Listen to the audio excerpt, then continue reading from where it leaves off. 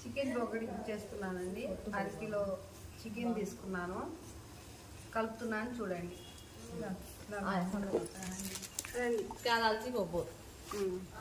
అల్లం చిరేస్తున్నానండి పేస్టు 1/2 కేజీకి.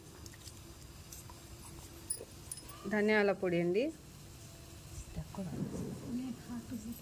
చక్కా లవంగా కూడా వేయించుకొని పొడి పెట్టుకుంది. అది మా ఇంట్లో అయితే ఎప్పుడు ఉండిద్ది ఇది.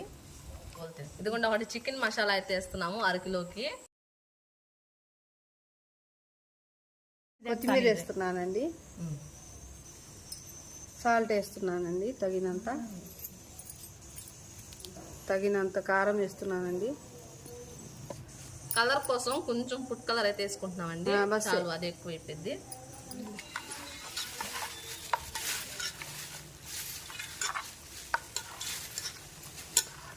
కరివేపాకు